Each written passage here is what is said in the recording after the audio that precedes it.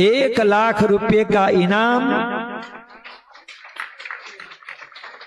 महामंगलपुरी धाम में जो आकर के निजनाम श्री जी साहेब जी जाप करने वाले को प्रथम और दूसरे को भी है, जो भी जवाब देंगे हमें बताएं कि ये श्री जी साहेब जी नाम परमधाम का है, ब्रज का है, रास का है, चौथे पांचवें दिन का है या तीसरे दिन की, 6 दिन में से कौन सी लीलाओं में है वो बताएं।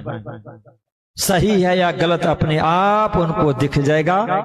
और 1,00,000 रुपए का इनाम महामंगलपुरी धाम बैजूराज माई के दरबार में श्यामा जी महाराज के दरबार से ले जा सकते हैं। आने जाने के किराया उनका अलग मिलेगा, टीए डीए सब कुछ मिलेगा। 1,00,000 रुपए का चेक उनको मिलेगा। ठीक है, कैश चाहेंगे तो वो दे दूंगा, कोई बात नहीं, जैसी आपकी सुविधा। आप जरूर से जरूर आप तैयारी कीजिएगा और हमें बताइएगा। और यदि कोई नहीं बता रहे तो इसका मतलब समझ जाइएगा कि आपको कितना भटकाया जा रहा है। आइए जोरदार तालियों के साथ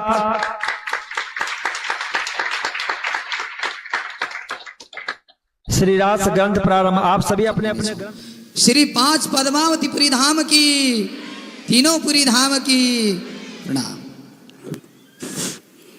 बोलिए श्री प्राणनाथ प्यारे की जय। प्रथम लागू 2 चरण को, धनिए न छोड़ाइयो खिन,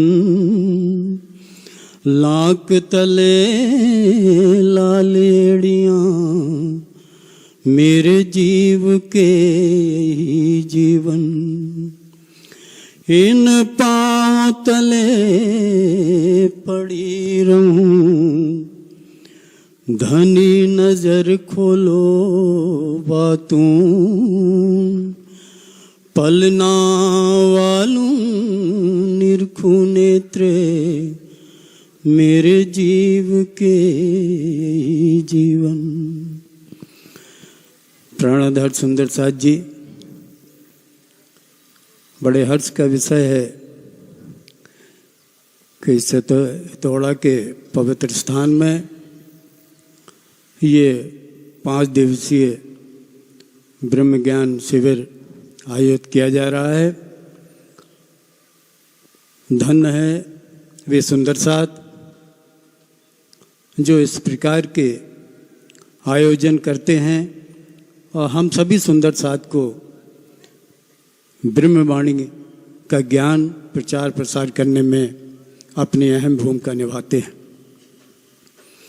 मैं यहाँ श्री 5 पद्मावतीपुरी धाम श्री गुम्मट जी में विराजमान पूर्ण ब्रह्म परमात्मा श्री प्राणनाथ जी का आशीर्वाद लेके यहाँ आया हूँ।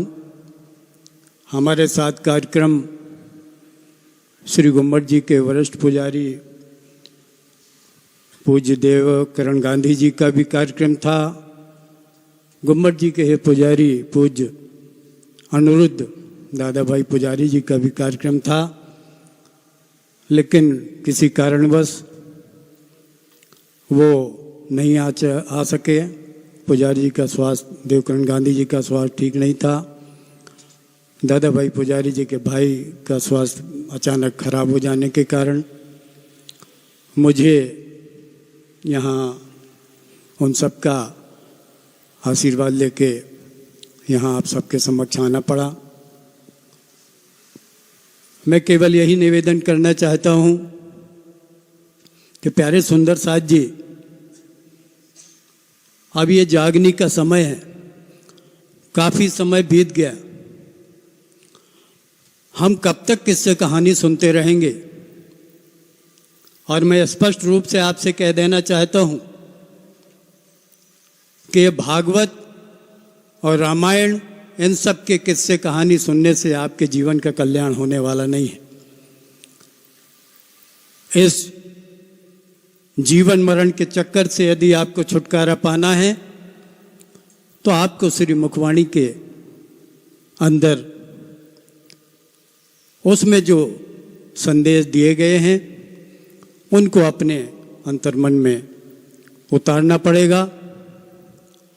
बहुत सी चीज़ें सामने आती हैं और मुझे तरस भी आता है कि आखिर सिरजी साहब के नाम से इतनी नफरत क्यों। अगर हमारे श्री मुखवाणी में सिरजी साहब का नाम न लिया गया हो और कोई ले रहा हो तो बात अलग है।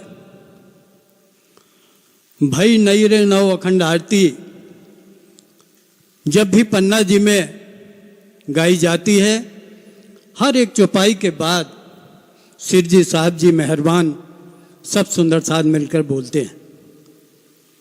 अगर सिरजी साहब जी मेहरबान बोलने से हमें नरक मिलता है तो हमें स्वीकार है। राज जी का नाम लेने से, सिरजी साहब जी का नाम लेने से हमें अगर कोई सजा मिलती है तो हमें वो स्वीकार है। और जिन्हें उसमें स्वर्ग मिल रहा हो, परम धाम मिल रहा हो, उन्हें मुबारक वो ना लें, वो सिरजी का नाम ना लें।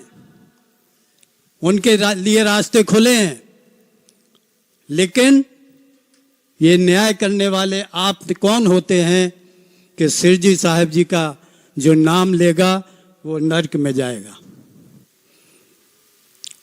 इसका हिसाब करने के लिए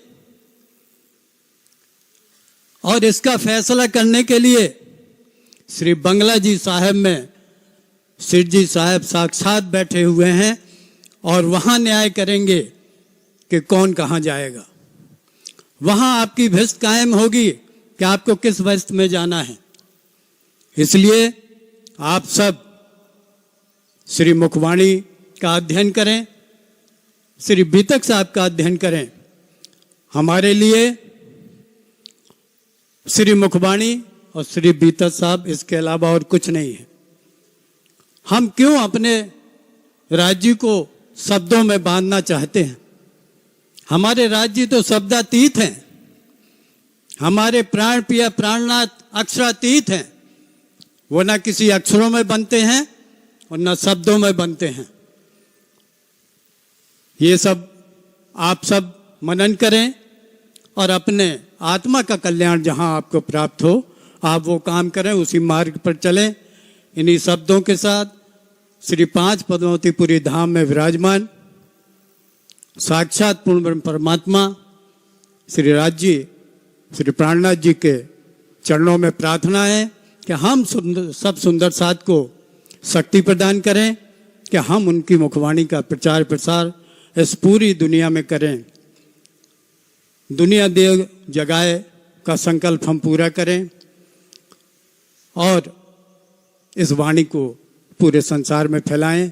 इन्हीं शब्दों के साथ आप सबके हृदय में बैठे पूर्ण परमात्मा श्री प्राणनाथ जी के चरणों में प्रणाम करता हूँ। बोलो श्री प्राणनाथ प्यारे की जय।